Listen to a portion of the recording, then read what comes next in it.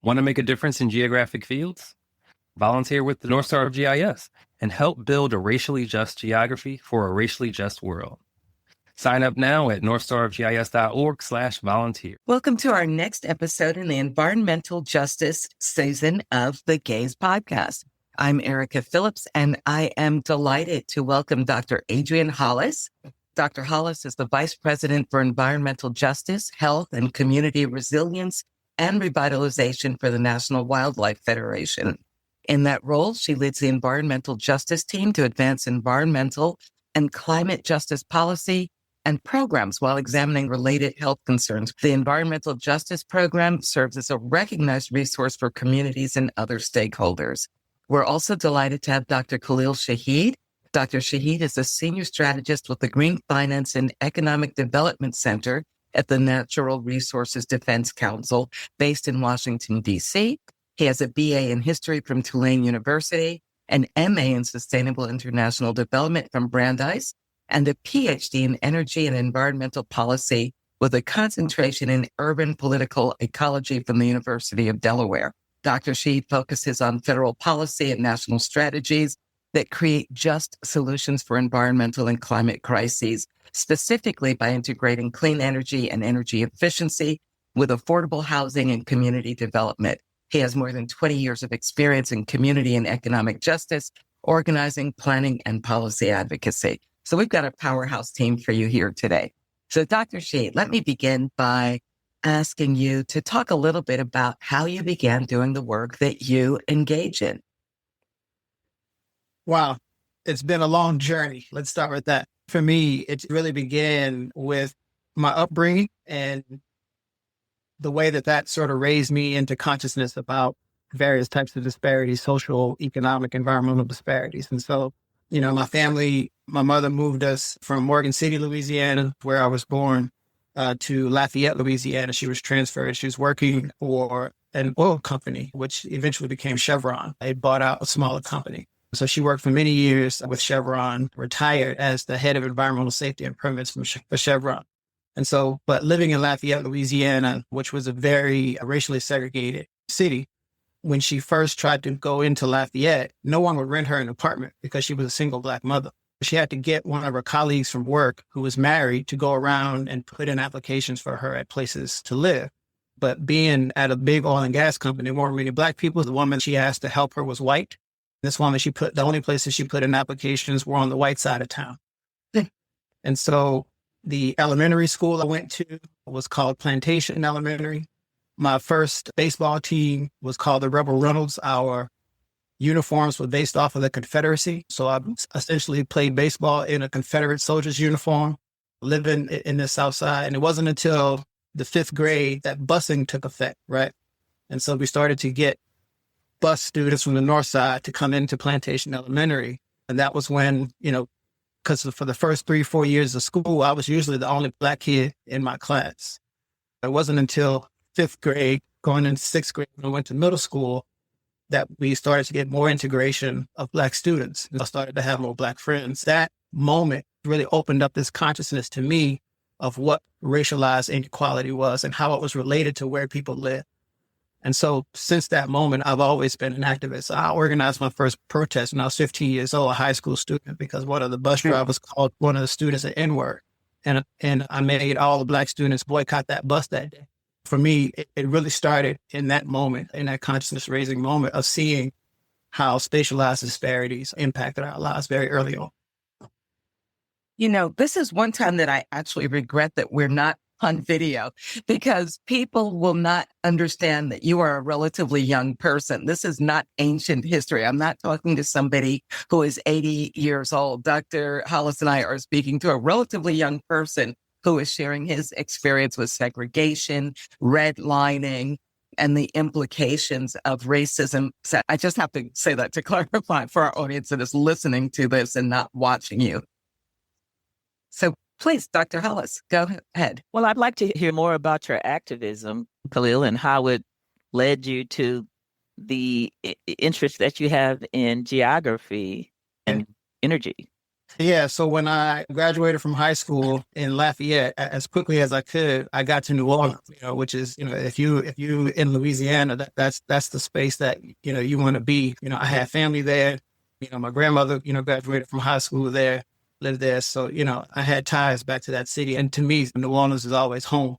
Once I got back to New Orleans, I started connecting with elders in the community. New Orleans is a very vibrant cultural space, a very vibrant social space. We have very strong cultural networks, community networks of elders and leaders all throughout that city. So I was able to connect with people who were really legends in our struggle, from civil rights, Black Power to Black Panthers, all through that city. So I was able to find an outlet for what I had passion for, all growing up, but there was never any resources for me in Lafayette. In New Orleans, those resources were abundant. So I first connected with a group called the African American History Alliance. And if anyone is familiar with them, we started off in New Orleans. We would do tours to popularize the history of the 1811 slave rebellion, which was the largest slave rebellion, in U.S. history, involved over 500 people, who were marching, from the Laplace area of Louisiana. They wanted to take over New Orleans, partly inspired by the Haitian Revolution, to create a free Black republic. But they were betrayed and ultimately defeated. That was where my activism started. It was really just trying to raise people's consciousness about, the history of place, the history, that was denied to us. But then from there, just started doing, a lot of community organizing across the city, youth activism, but also did a lot of work, organizing in public housing, Khalil Project, Melpomene Project, Magnolia Project. And so, really, again, started to see how space and place really codified, through laws, through the economy, and just really wanted to try to, better understand, how our economic system embedded itself in different ways, in different manifestations, in different places. And that activism, led me to do solidarity work. I spent 2 summers doing solidarity work with the Zapatista communities in southern Mexico, which was my first time coming outside of the U.S., outside of like the urban environment with activism. And so working with rural indigenous communities in southern Mexico and kind of getting, again, an understanding of how land and natural resources, were also involved in the struggle, and how they were used with globalization and different types of systems of oppression. And when I came back from Mexico, having spent this time with these indigenous communities who were having these struggles over land and natural resources, I wanted to know, well, do we have a counterpart to that type of action here in the U.S.? I was finishing my undergraduate degree at Tulane. I was working at the Amistad Research Center, and I was given a box to archive from the Federation of Southern Cooperatives Land Assistance Fund, which was, started in, I think, 1967, 68 as a farmers cooperative. There's really 2 organizations that merged into one. It was based initially in Alabama, but is now headquartered in Atlanta. And I was given this archive and was reading through all this stuff about cooperative economics, Black farmers and rural land. And I was like, wow, this is amazing. There was one flyer in there. All these papers are really old stuff. It was going into the archive, but one paper had a phone number. I tried the phone number one day and somebody picked up. It was the administrator of the Rural Training and Research Center in Epps, Alabama, which is a small town community of about 200 people. He and I talked back and forth for months until finally he convinced me to move out there and take a job as a community land specialist. I spent 2 years out on the farm in Epps, learning mostly from Black farmers. We were trying to provide them different types of support, trying to, offer different types of, agricultural trainings and things like that. But I didn't know nothing about farming. So I was really learning from them about how to understand the land and our relationship to it. And so it's really great.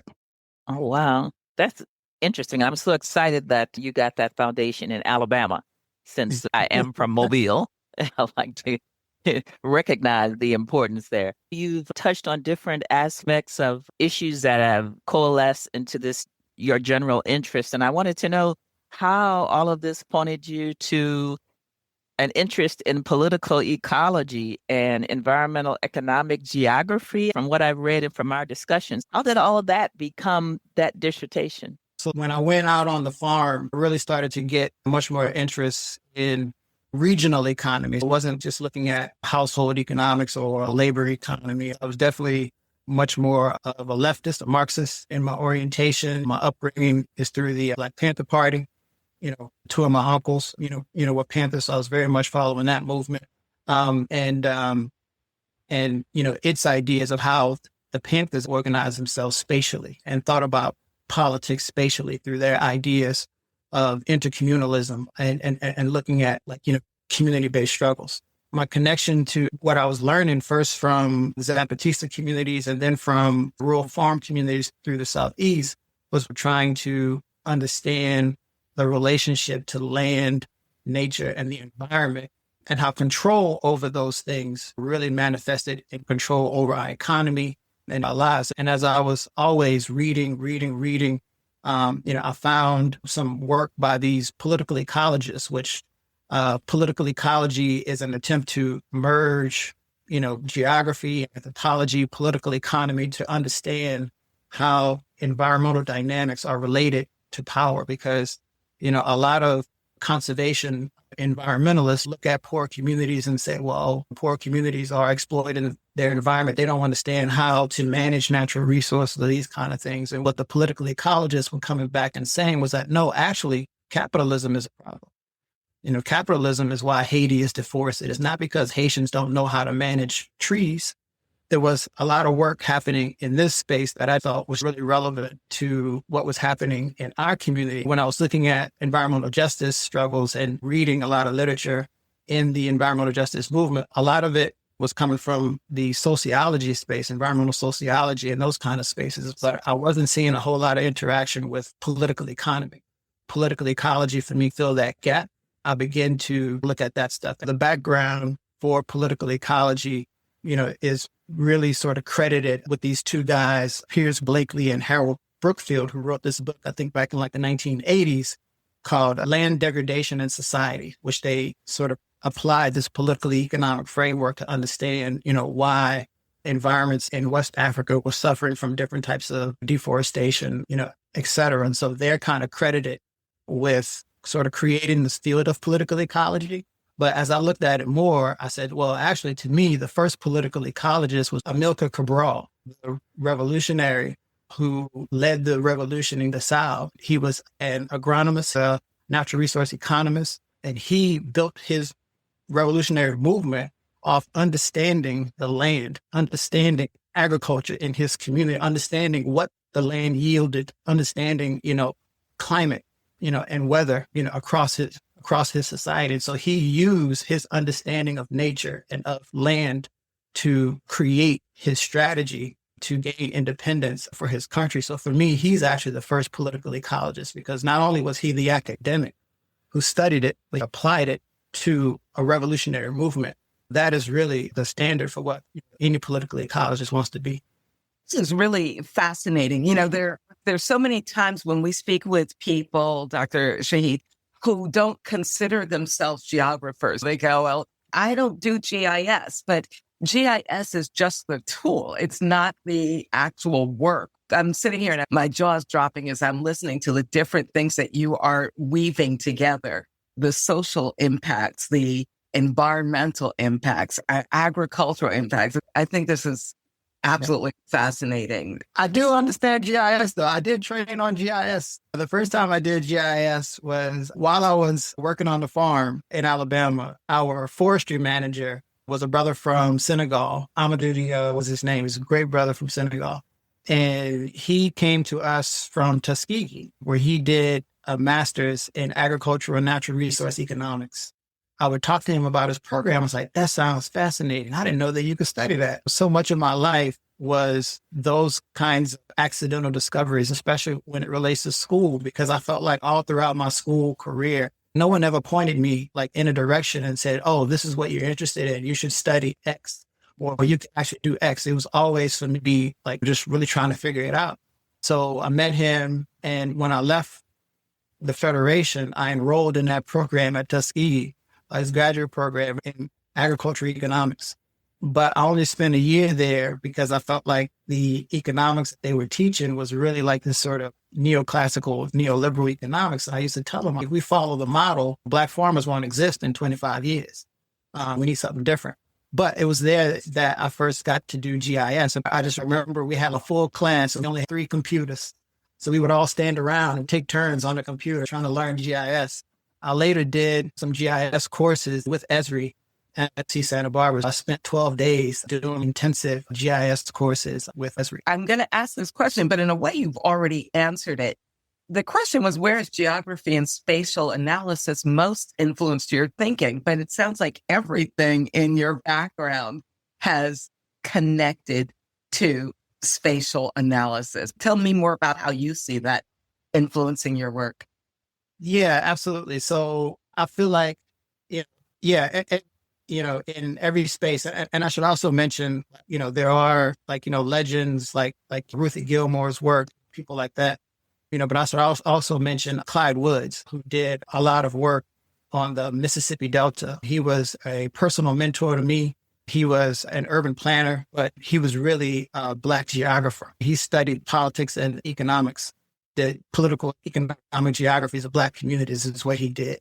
And he really taught me how to be an academic, but also be an advocate for your people and not to apologize or ever to relent in that. That was his lesson to me this whole time. Where space and geography has really influenced me the most was coming back to New Orleans after Katrina, I think is one big example. And being involved with a lot of the organizing around Katrina's recovery. There was a moment, immediate aftermath of that recovery within the first year. Some of you may remember the Green Dot Plan that I believe Urban Land Institute put together, this recovery plan that, recommended turning entire neighborhoods into wetland area park space as water catchment to prevent future flooding. And they called it the Green Dot Plan because when you looked at it, it was a map of the city that basically had, whole neighborhoods just green dotted that we're just going to turn this stuff into park space. And people revolted against that plan, as you can imagine. After that, Ray Nagin, who was the mayor at the time, came back and said, okay, what we're going to do is a citywide recovery planning process. Every neighborhood is going to do its own recovery plan. And so to me, that comes into, okay, we need a spatial approach to this work. At the time, I was reading this book called Spatial Justice by Edward Suja. I know what economic justice is. I know what racial justice is. I know what gender justice is. What is spatial justice? So I'm getting into this book and thinking about spatial justice. His approach to spatial justice was really, just thinking about it the way we think about justice in other contexts. We see disparity by race, gender, class, etc. There's also disparity by space, right? In this context, I was saying, how can we think about it in a more proactive sense? As organizers, if we're thinking about racial justice, we organize racially, which means socially. If we're thinking about economic justice, we organize. So, then we're going to do a labor union. And I said, okay, if we're thinking about our response to spatial justice, how do we organize spatially? We're looking at a neighborhood planning process. That's spatial organizing. So how can we begin to think about how we organize in response to oppression spatially, right? And so what that then requires is us to not think of our communities necessarily as Black communities, because when we think about ourselves as Black communities, then we assume that we all think alike, that we all face the same oppressions, that we all want the same things out of it. But when we're organizing spatially, you have to be much more careful. You have to be much more nuanced and attuned in how you actually do that organizing, how you recruit people to your movement. And that requires thinking more consistently and much more deliberately about democracy, which is something that we often take for granted when we're organizing socially, because we assume socially we already think the same. We already have the same experience. So we don't really have to ask people what they think. We want to tell them what to be angry about and how we're going to move against it. But when you're organizing spatially, you have to be very deliberate in organizing democratic processes to really understand and to get people to be engaged, to get people to think about decision making. That was when I started thinking about spatial justice, not as mapping disparity, but spatial justice and how we organize and really shift and change the way we think about activism.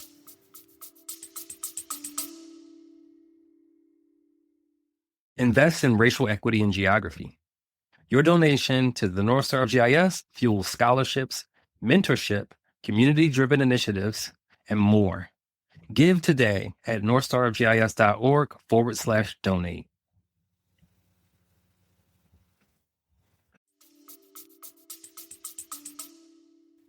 Wow. I'm sitting here and my head is about to explode. I just spent 2 days at North Star's annual conference, and many of the things that came up were really under this umbrella of spatial justice, but I don't think it was framed in that way. We were talking about the geography of liberation. This dovetails exactly with what you are speaking about now. We would have really loved to have had you on the stage at the North Star annual conference. And I'm making a note right now that we need to get you invited as a speaker for maybe 2026. Adrienne, I'm going to turn back to you. Yeah, Khalil, bring us to data centers. Okay. Mm-hmm. So, Khalil, all of your work around spatial issues and geography and considering how we are organized, it sort of leads me to find out more about how this is applied with a focal area that you and I've been sort of talking about, and I know you have always been extremely interested in, and I kind of want to pivot a little bit to that. And I want to talk about the application of your work in geography and spatial analysis in the concerns or the issues around artificial intelligence data centers, which is a incredibly hot topic right now in the environmental justice space. Can you talk a little bit about that, about your work and your concerns? Yeah, absolutely. The data center issue as it emerged really did bring me back into this mindset because we're seeing these huge hyperscale data centers go up in communities across the country and increasingly around the world. And particularly when you get to the local level, oftentimes these data centers are being propositioned as tools, as investments in local economic development. And so it brought me back to my dissertation research in environmental economic geography, which at the time was a new space within economic geography. The idea of economic geography is to understand the economy within a spatial context, because most economic papers and most economic thinking that you read in economic geography is that there's this saying, most economists treat the economy as if it happens on the head of a pin, as if space has no relevance to it. But we understand, and this is again, when I started thinking about this when I was in New Orleans doing organizing, when you think about the distribution of economic activity, whether it be at a city or a regional level, can't be everywhere all at once. And so, pockets of disparity are going to exist unless we're really paying attention to that. With the data center piece, it started bringing me back into that mindset because we're seeing issues of siting these facilities. We're seeing issues of agglomeration economies. We're seeing all these same economic geography issues I used to study and read about in my doctoral program, but also you're seeing those environmental issues emerge. So, what's happening now with this new phase of data center growth is so we're transitioning from the more traditional data center economy, which was cloud-based computing, which is, us, being able to do the Zoom call, your email, your phone, if you play video games, any of those things, your streaming apps, all of those things are more traditional, smaller cloud-based data centers. But now we're developing new data centers, bigger data centers, with a single purpose of amassing enough compute capacity to develop artificial general intelligence. We're seeing new issues emerge from the consumption of energy and water resources to the use of diesel generators to fuel them during peak hours. We're seeing a lot of those same issues emerge where the previous generation of data centers, we didn't see the type of environmental justice, concerns in terms of siting because they needed to be where the fiber optic cables were. Okay. Our communities don't have fiber optic cables. Right. So they weren't sited in our communities. But I think with this new generation, there's a risk that we're going to see much more targeted siting to our communities because most communities don't want them. So they're going to go to communities of least resistance, of least capacity to resist. These things are so massive and there's so much money behind them that they enable the build out of the infrastructure that they otherwise had to chase. Even if there's no fiber optic cable out in farmland territory or wherever they're siting, they will justify the build out of that cable if necessary. They're much more open about where they can locate, and their primary siting issues are land cost and where there's least capacity for communities to resist. Those two things are an appetite for them targeting distressed, devalued communities and communities that just don't have the power to resist them. Okay, thank you for that explanation. I think a lot of us don't understand. I like how you talked about data centers in the past, how we thought about them, our phones, and how they are colossal and that, and that we all are following. But it sounds a lot like the way citing occurred in the beginning when environmental justice issues about citing in communities and not in my backyard and all of those sorts of things. So it seems to me, and correct me if I'm wrong, that data center siting is happening. It's occurring in our communities now. So it seems like, as with past EJ experiences, those who are considered to be voiceless, they are not voiceless, are the ones who have less resources to push back. And so those are the areas where it's going to occur. That leads me to this important question for our audience and others, for activists such as yourself. What do we do? How can we play a role? What role can we play since it's happening without us? What's our role?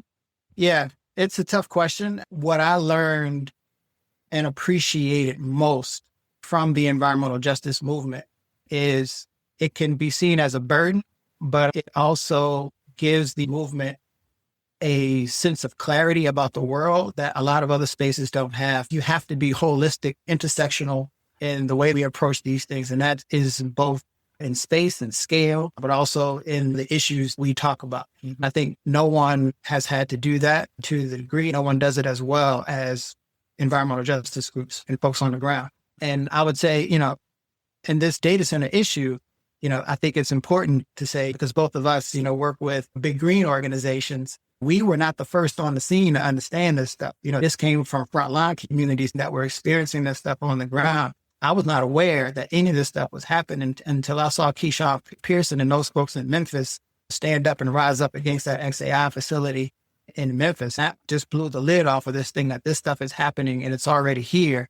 And the rest of us are trying to play catch up with it, right? The first thing is to educate ourselves, to discuss what's happening, because there's a lot of misinformation. When people use the term AI, it is deliberately confusing about what that means. The best analogy I've heard that I can give is, when they say AI is an umbrella term that can mean a great many different things. It can mean some things that are very useful to us, but it can also mean some things that can be potentially harmful. Karen Howe, who wrote the book Empire of AI, uses the analogy of transportation.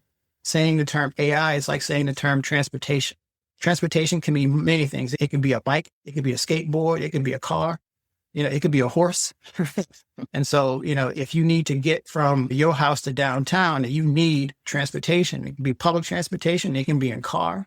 But what the tech sector is saying, okay, you need transportation to get from your house to downtown. I will build you a rocket. I don't need a rocket. Right. I just need a bus, a functioning metro system, or I need a car. And they trust me, you're going to love the rocket. Just give me enough money to build you the rocket and you're going to love the rocket.